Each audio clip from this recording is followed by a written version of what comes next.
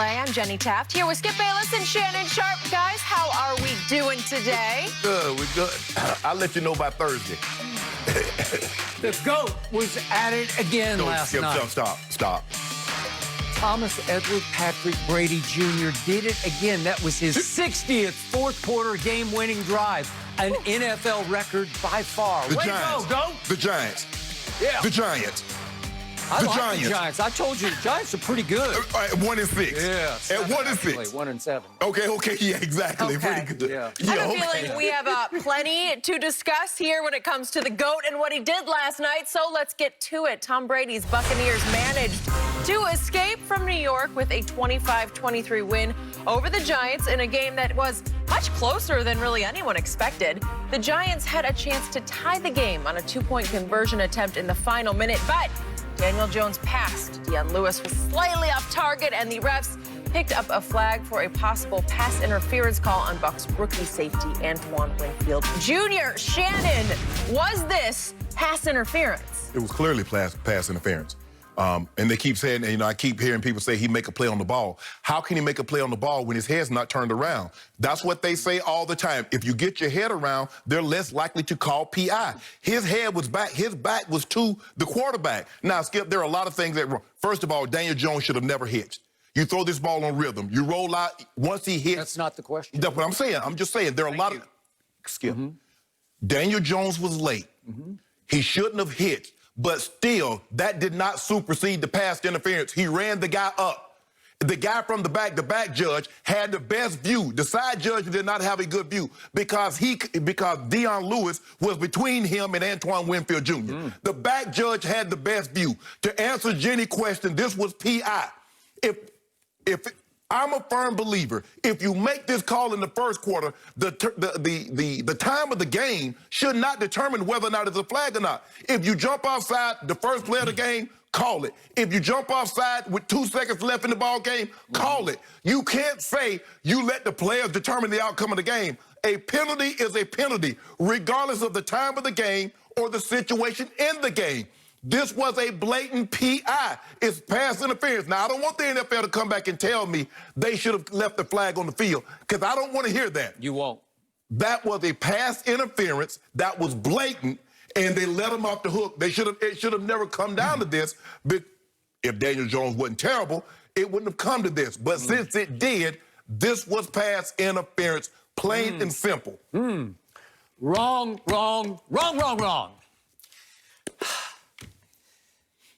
This was an instance of a DB arriving simultaneously with the football, and you said that Winfield Jr. doesn't get his head around. I think he does out of the corner of his eye see the football hit the back of his arm. Did he put his hands on the receiver? Absolutely not. He put his body on the receiver. Didn't touch him. Skip his body. Did he hinder the receiver's ability to catch the football? Yes. No, he beat him to the spot. Oh, my goodness. It was beautifully played and beautifully done by the National Football League officiating crew to get their heads together and make the right call under duress on live national TV. And I love what the head referee said, Brad Rogers said after the game. The side judge had the flag thrown on the play and came to the down judge who was on that side of the goal line who had a better look. The communication between the side judge and the down judge was that the defender contacted the receiver simultaneously as the ball came in. In order to have defensive pass interference, it has to be clearly early and hinder the receiver's ability to make the catch. Did not happen. Thank you, officiating crew, for having the presence of mind to have a conversation in which finally the side judge who threw the flag said, you know what?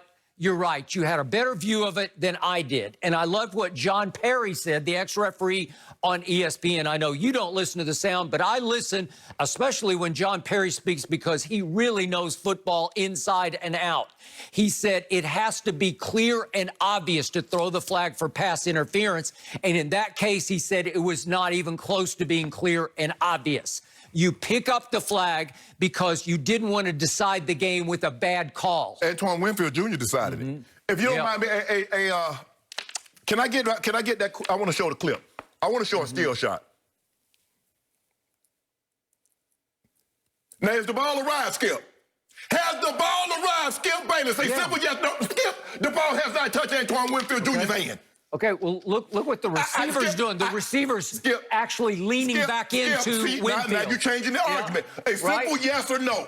Has the ball arrived yet? I cannot see that the ball. Exactly. Is it not That's blurred? my point. No, is it not blurred in the red or the white? I don't see where's the ball. You went from the I can't see the ball to Deion Lewis lead back into the DB. Now you changed the complete argument. Where is Winfield Jr.'s head right now? He is looking back for the football. Shannon Sharp said, you have to look back. He is looking back for the football.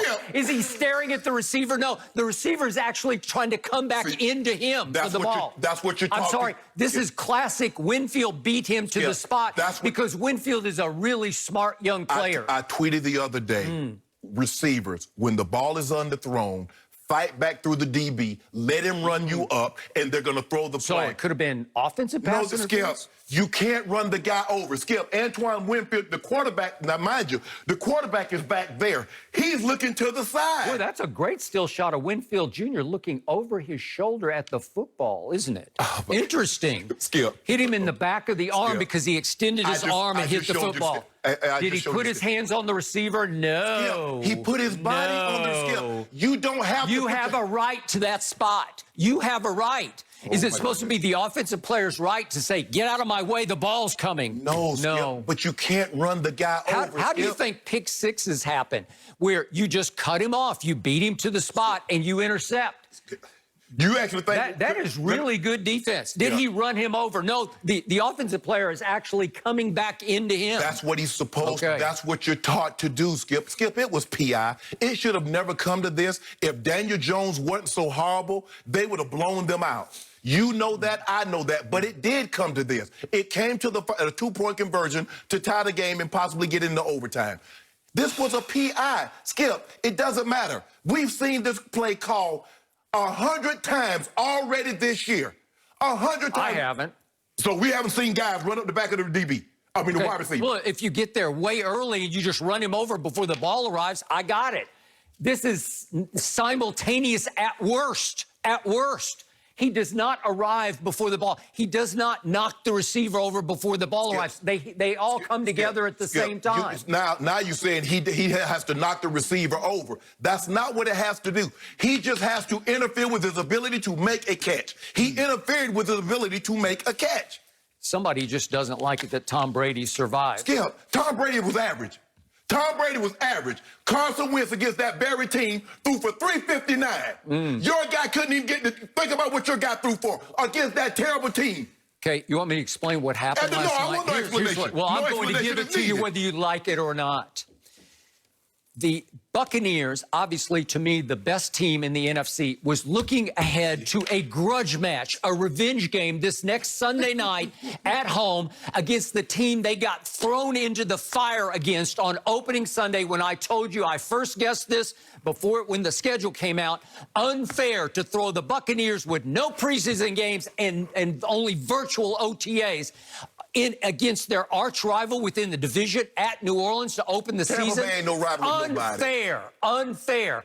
And here they come. They're all the way to 6-2. Would you believe that ties for the best start in franchise history with the 79 Bucs and the 2002 Buccaneers, who, by the way, won the Super Bowl. Tom Brady has lifted the Succaneers to 6-2. And you know what they did last night?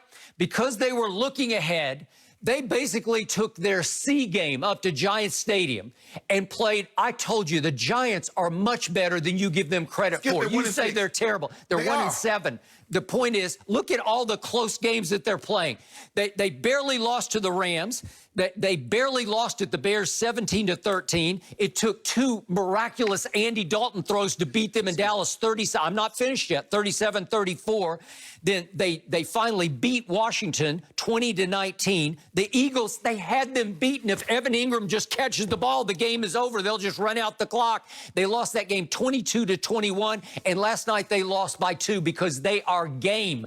They will compete. Daniel Jones made some great throws last night, some big-time throws. He made 2 bad idea throws where he was being harassed in the pocket and he still tried to get rid of the ball. And it was awkward to even get